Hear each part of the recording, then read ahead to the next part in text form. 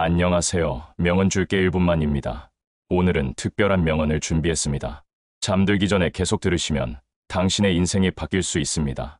2500년 전 한 분이 계셨습니다. 그분은 인간의 고통과 번뇌의 본질을 꿰뚫어 보셨고 진정한 평화에 이르는 길을 발견하셨죠. 바로 석가모니 부처님입니다.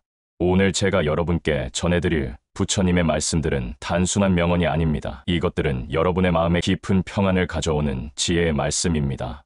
특히 잠들기 전 틀어놓고 계속 들으시면 여러분의 꿈까지도 더욱 평화로워집니다. 부처님의 지혜가 스며든 평화로운 여행을 지금부터 함께 떠나보겠습니다. 첫 번째 말씀, 마음의 평화. 모든 것은 마음에서 시작된다. 마음이 평화로우면 세상도 평화롭다. 이 말씀을 처음 들었을 때 저는 깊은 충격을 받았습니다. 왜냐하면 우리는 보통 외부 환경이 바뀌어야 행복해질 수 있다고 생각합니다. 더 좋은 직장, 더 많은 돈, 더 좋은 집. 하지만 부처님은 정반대의 진리를 말씀하셨습니다. 실제로 하버드 대학교의 연구에 따르면 우리 행복에는 외부 환경이 아니라 내면의 인식 방식에 달려 있다고 합니다. 부처님께서 2500년 전에 이미 발견하신 진리를 현대 과학이 증명하고 있는 겁니다. 직장에서 정말 힘든 시기를 보낸 어떤 사람이 있었습니다. 상사와의 갈등, 과도한 업무량, 동료들과의 마찰, 매일 밤 잠자리에 들 때마다 분노와 스트레스로 가득했습니다. 그런데 이 명언을 계속 들으니 자신도 모르게 변화가 시작되었습니다. 잠들기 전 5분 동안 석가모니의 말씀을 들으며 계속 생각했습니다. 내 마음이 평화로우면 세상도 평화롭다. 처음에는 말도 안 돼. 상사가 바뀌지 않는데 어떻게 내가 평화로워져라고 생각했습니다. 하지만 며칠이 지나면서 놀라운 일이 일어났습니다. 같은 상황, 같은 사람들인데 제가 받아들이는 방식이 달라지기 시작한 겁니다. 상사의 화난 목소리를 들어도 저 분도 스트레스가 많구나 라고 이해하게 되었고, 동료들의 까다로운 요구도 함께 더 나은 결과를 만들어보자는 마음으로 받아들이게 되었습니다. 마음의 평화란 무엇일까요? 그것은 상황을 통제하려 하지 않는 것입니다. 내가 바꿀 수 있는 것과 바꿀 수 없는 것을 구분하는 지혜입니다. 그리고 바꿀 수 없는 것들에 대해서는 저항하지 않고 받아들이는 겁니다. 잠들기 전 이 명언을 마음에 새기세요. 모든 것은 마음에서 시작된다. 마음이 평화로우면 세상도 평화롭다. 그리고 오늘 하루 동안 여러분을 힘들게 했던 일들을 떠올리며 이렇게 자문해보세요. 이 상황에서 내가 평화로워질 수 있는 방법은 무엇일까? 두 번째 말씀, 현재 순간의 소중함. 과거에 얽매이지 말고 미래를 꿈꾸지도 마라. 마음을 현재 순간에 집중하라. 현대인들의 가장 큰 고통 중 하나가 바로 이것입니다. 과거의 후회와 미래의 불안 사이에서 끊임없이 흔들리는 것이죠. 우리는 지금 이 순간에는 거의 살지 않습니다. 여러분, 잠시 눈을 감고 생각해보세요. 정말로 지금 이 순간에 무슨 문제가 있나요? 숨을 쉴 수 있고, 심장이 뛰고 있고, 이 영상을 들을 수 있는 지금 이 순간에 말이에요. 대부분의 경우 문제는 없을 겁니다. 문제는 우리가 과거의 실수를 후회하거나 미래의 일을 걱정할 때 생겨납니다. 어제 그렇게 말하지 말았어야 했는데 내일 프레젠테이션이 잘못되면 어떡하지? 하지만 부처님은 이런 마음의 습성을 정확히 꿰뚫어 보셨습니다. 과거는 이미 지나갔고 미래는 아직 오지 않았습니다. 우리가 정말로 살 수 있는 시간은 오직 지금뿐이라는 것을요. 제가 아는 한 분의 이야기를 들려드릴게요. 그분은 항상 미래를 걱정하며 사셨어요. 아이들 교육비, 노후 준비, 건강 문제, 끊임없는 걱정으로 불면증에 시달리셨죠. 그런데 어느 날 교통사고를 당하셨습니다.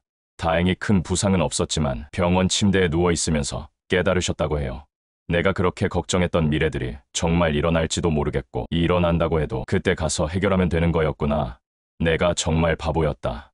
그날 밤부터 그분은 잠들기 전 이 명언을 계속 들으며 현재에 집중하는 연습을 시작하셨습니다. 현재 순간에 집중한다는 것은 지금 느끼는 감각들에 온전히 깨어있는 것입니다. 베개의 부드러움, 이불의 따뜻함, 자연스럽게 들어오고 나가는 숨결. 이런 단순함을 실제적인 것들에 마음을 두는 겁니다. 명상학자들은 이를 마음챙김이라고 부릅니다. 부처님 시대에는 사띠라고 불렀습니다. 현재 순간에 깨어있는 의식 상태를 말합니다. 잠들기 전 이런 연습을 해보세요. 과거의 일로 마음이 쓰일 때는 그것은 이미 지나간 일이야 라고 부드럽게 말해주세요. 미래가 걱정될 때는 그것은 아직 오지 않은 일이야 라고 상기시켜주세요. 그리고 지금 이 순간 침대에 누워있는 여러분의 몸과 마음에 온전히 집중해보세요. 이것만으로도 여러분의 수면 질이 놀랍게 향상될 겁니다. 왜냐하면 불면증의 가장 큰 원인은 바로 과거의 후회와 미래의 걱정입니다. 세 번째 말씀, 분노의 해독제. 분노를 품는 것은 다른 사람에게 던지려는 뜨거운 석탄을 손에 쥐고 있는 것과 같다. 화상을 입는 것은 바로 당신이다. 이 명언은 정말 강력한 의미를 가지고 있습니다. 분노의 본질을 이보다 명확하게 설명한 말씀은 없을 겁니다. 우리는 누군가가 우리를 화나게 했을 때 그 사람을 벌주고 싶어 합니다. 복수하고 싶고 상처를 주고 싶어 합니다. 하지만 부처님은 이런 마음 자체가 우리를 더욱 고통스럽게 만든다는 것을 꿰뚫어 보셨습니다. 현대 신경과학 연구에 따르면 분노를 느낄 때 우리 뇌에서는 스트레스 호르몬인 코르티솔이 과도하게 분비됩니다. 이는 면역 체계를 약화시키고 심혈관 질환의 위험을 높이며 수면 장애를 일으킵니다. 결국 분노로 가장 큰 피해를 받는 것은 다른 사람이 아니라 바로 우리 자신입니다. 제가 상담했던 한 분의 이야기입니다. 그분은 직장 상사 때문에 매일 분노에 휩싸여 지내셨어요. 상사의 불합리한 요구, 무시하는 태도, 편파적인 평가.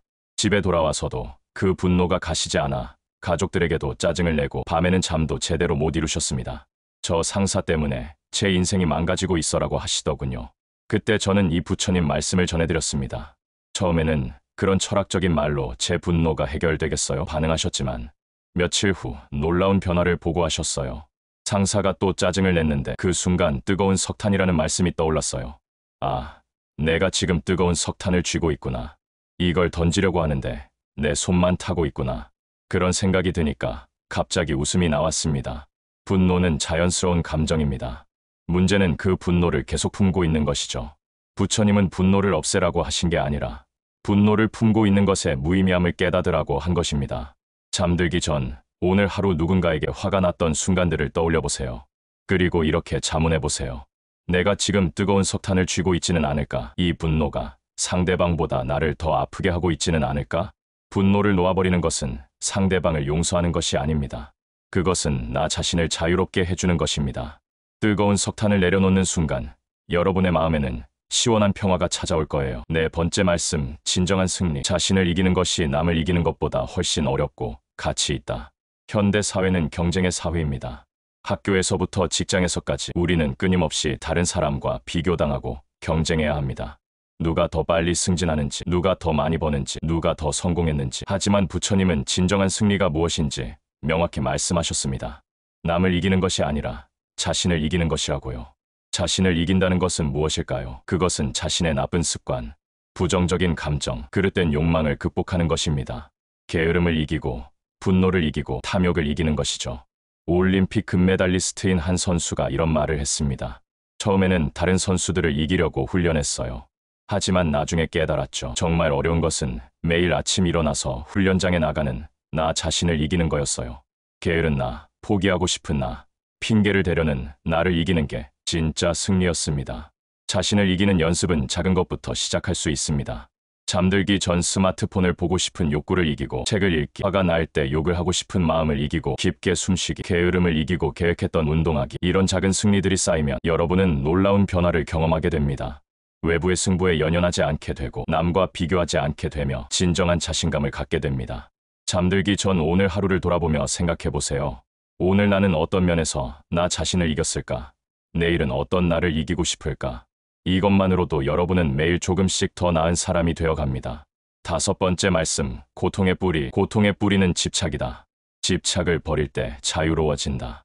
이 말씀은 부처님 가르침의 핵심이라고 할 수 있습니다. 사성제의 두 번째와 세 번째 진리이기도 하죠. 집착이라고 하면 보통 물질적인 것들을 떠올립니다. 돈, 명예, 소유물에 대한 집착 말이에요. 하지만 부처님이 말씀하신 집착은 훨씬 광범위합니다. 우리는 관념에도 집착합니다. 나는 이런 사람이어야 해. 세상은 이래야 해. 사람들은 나를 이렇게 봐야 해. 이런 고정된 생각들이 우리를 올가매고 고통을 줍니다. 감정에도 집착합니다. 행복한 순간을 영원히 유지하려 하고 슬픈 감정을 절대 느끼지 않으려 합니다. 하지만 모든 감정은 구름처럼 지나가는 것인데 우리는 그것들을 붙잡으려 하거나 밀어내려 하며 괴로워합니다. 인간관계에도 집착합니다. 그 사람은 나를 사랑해야 해. 친구는 항상 내 편이어야 해. 가족은 내 기대에 부응해야 해. 하지만 다른 사람도 자유로운 존재입니다. 우리의 기대대로 살 이유도 의무도 없습니다. 제가 만난 한 어머니의 이야기입니다. 그분은 성인이 된 아들이 자주 연락하지 않는다며 매일 괴로워하셨습니다. 내가 이렇게 사랑으로 키웠는데 왜 연락을 안 할까? 효도는 안 할까? 그 집착 때문에 아들과의 관계가 점점 더 멀어지고 있었죠. 이 명언을 들려드렸더니 며칠 후 이런 변화가 있었어요. 내가 아들에게 자주 연락해야 한다는 틀을 씌우고 있었구나. 아들도 자신의 삶이 있고 자신만의 방식으로 사랑을 표현할 수 있는 거구나. 집착을 놓아버리니까 오히려 아들과의 관계가 더 자연스럽고 편안해졌습니다. 집착을 버린다고 해서 모든 것에 무관심해지는 것은 아닙니다. 사랑하되 집착하지 않고 노력하되 결과에 매달리지 않고 꿈을 꾸되 성취의 정체성을 거는 것이 아닌 거죠. 잠들기 전 이렇게 해보세요. 오늘 하루 동안 어떤 것에 집착했는지 생각해보세요. 그리고 부드럽게 말해주세요. 괜찮아. 놓아도 돼. 나는 이미 충분해. 집착을 놓아버리는 연습을 할 때마다 여러분의 마음은 더욱 가벼워질 거예요.